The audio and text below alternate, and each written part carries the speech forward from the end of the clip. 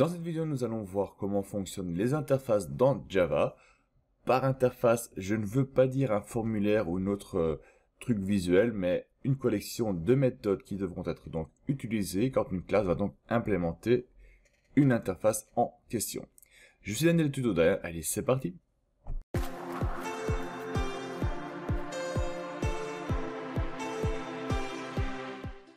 Alors avant de commencer, dans la programmation Object Oriented, les interfaces nous permettent de créer donc une collection de méthodes qui devront être utilisées quand une classe va implémenter donc l'interface en question.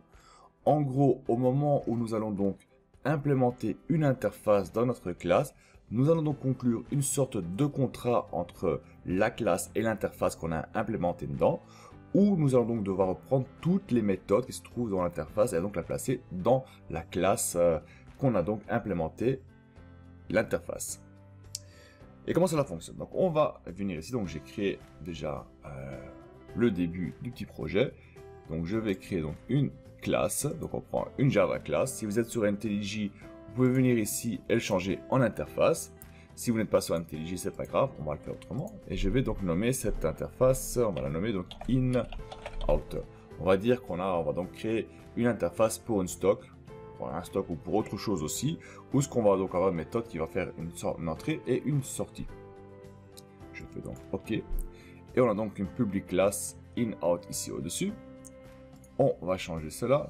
Je vois que c'est assez grand. Petit, je vais mettre un peu plus grand. Donc, un font. Ici. Non, je vais mettre ça à 16. Apply, ok, voilà. C'est un peu plus grand. Donc, on a le in-out. On voit qu'il y a donc indiqué classe ici dedans. Donc, si vous n'êtes pas sur IntelliJ ou ailleurs, on va effacer cela et on va donc placer donc une interface. Voilà. Donc, désormais, ce n'est plus une classe, c'est une interface. D'ailleurs, on peut le voir, l'icône est devenue vert ici. Si vous avez un autre IDE, ça se peut que vous avez un autre icône qui apparaît, mais là c'est IntelliJ, donc il apparaît ici en vert. Je vais descendre et on va donc implémenter, donc comme on l'avait dit, dans une interface, on va seulement donc placer des méthodes dedans, des méthodes abstraites. Car on va rien faire avec les méthodes, on va seulement l'indiquer la méthode, on va dire on veut cette méthode là et cette méthode là, mais dans l'interface même on va pas programmer la méthode, donc on va seulement indiquer qu'on veut cette méthode. Donc public void in int quantity, donc ça veut dire que je veux qu'au moment qu'on va implémenter l'interface dans une classe, je veux que la classe doit avoir une méthode qui s'appelle void in, qui a donc le paramètre quantity en int, qui va donc nous permettre de faire entrer une quantité dans le stock. Puis une autre, public, on n'est pas obligé d'écrire public, on peut laisser void aussi si on veut, on va l'écrire complètement, out, la même chose, int quantity. Et voilà, donc notre interface, elle est prête en fait. Donc, comme dit précédemment, au moment qu'on va créer la classe, qu'on va implémenter l'interface dedans, la classe sera obligée de créer donc une méthode in et une méthode out. Aussi simple que ça, on va le faire alors.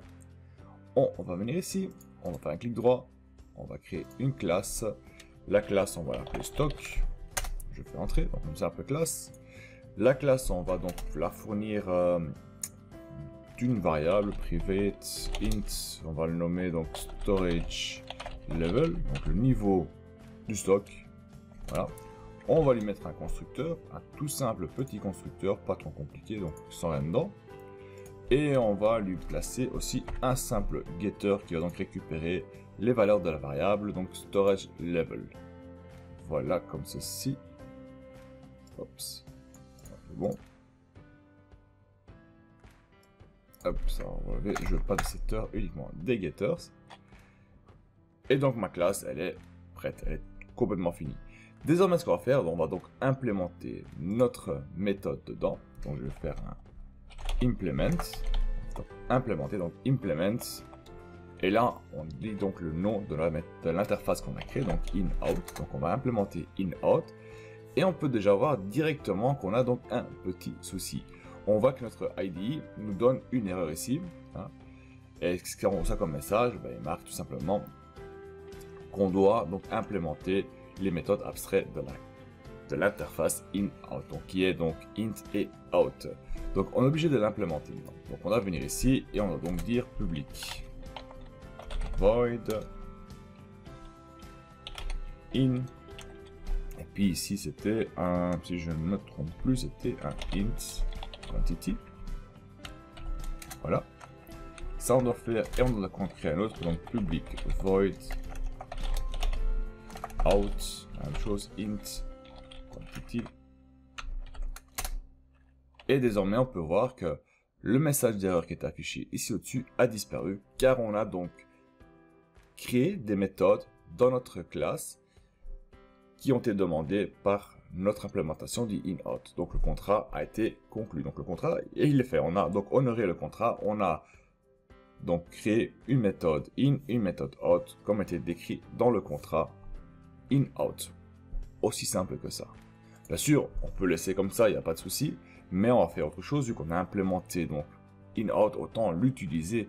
Donc le in, on va utiliser pour faire quoi? Ben, pour faire monter notre niveau de stock. Donc je vais prendre le storage level plus égal quantity. On va ajouter simplement la quantité qui sera donc indiquée dans la méthode qu'on va donc l'utiliser. Le out, qu'est-ce qu'on va faire? Ben, simplement, on va enlever. Donc on va faire un storage level moins égal quantity. Hop là, c'est moins égal quantity. Et là, donc, on va réduire notre stock. Bien sûr, là, il y a un petit problème. Donc, ça va dire c'est un stock 0 et on va enlever 5. C'est pas possible vu qu'on n'a plus rien en stock. Donc, on va éviter cette erreur-là. Et on va donc faire un test. On fait donc si if storage level est plus grand ou égal à quantity. Donc, si notre niveau de stock est plus grand ou égal à la quantité qu'on veut réduire, eh bien, tout simplement, on va réduire notre stock. Sinon, else, on va afficher un message en disant que ce n'est pas possible, on n'a pas assez en stock. Donc on fait un sysout et on va donc indiquer non, not et no storage. Voilà, avec ça on va donc indiquer à l'utilisateur que voilà, il n'y a pas assez en stock, donc tu ne peux pas réduire. Par contre ici on va changer le out en ER.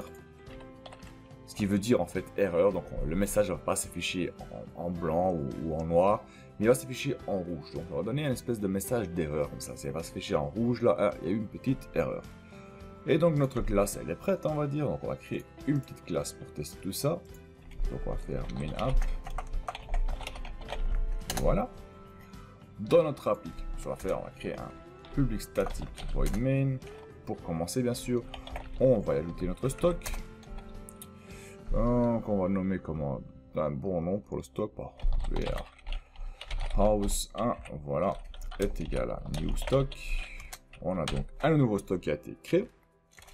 Et dans notre warehouse 1, on va ajouter, oui, on va ajouter 50 pièces dedans. On va afficher un message, voir si cela a été bien fait. Donc on va faire warehouse 1 get storage level. On va tester, donc je vais lancer le code. Voilà, on voit ici en dessous, on voit qu'il y a 50 qui a été ajouté dedans, donc notre stock est de 50, c'est super. On va retirer 51 pièces de notre stock, 6 autres, on va à nouveau afficher donc le warehouse, get storage level. Je lance, on teste. Ah, et là, on voit donc le message qui s'affiche, not enough storage, donc il n'y a pas assez en stock. Et notre niveau de stock reste à 50. Donc on n'a rien fait, rien n'est parti. On reste toujours dans le stock initial. Ok, ben pas grave, on va faire. On va retirer 25 pièces. Tester ce qui se passe quand on retire 25 pièces. Voilà. On fait donc le warehouse apps get storage level. On lance notre code et on va voir ce qui va se passer. Ah, regardez. Donc au début 50, donc ce qu'on va ajouter. On veut retirer 50, ça n'a pas marché. Ben, donc il donne le message d'erreur not enough storage et il nous dit notre stock est toujours à 50 vu qu'il n'y a rien qui est sorti. Ok, on a dit on va retirer 25, donc le stock ne reste plus que 25 dedans. Voilà, tout cela fonctionne parfaitement. Alors très important à retenir pour des interfaces, c'est qu'au moment où vous allez donc implémenter une interface, il vous faudra obligatoirement placer les mêmes méthodes que ceux définis dans l'interface. C'est le but de l'interface. On peut voir ça un peu comme avec l'héritage. Donc on a une classe supérieure ou d'autres petites classes vont donc hériter de cela. Le problème avec l'héritage, c'est que c'est plutôt linéaire. Ça veut dire que tout ce qui se passe en dessous va à chaque fois hériter de ce qui se trouve au-dessus. Avec une interface, on peut bouger où ce qu'on veut avec ça. On n'est pas lié à une classe supérieure, donc on crée une interface et on peut l'implémenter où ce qu'on a besoin. Et donc là, avec les interfaces, c'est très simple, on peut passer de gauche à droite, on n'est pas vraiment linéaire, on peut un peu parcourir comme on veut. Voilà, donc désormais vous savez comment fonctionnent les interfaces dans Java et je vous retrouve dans un prochain cours. Allez, salut tout le monde!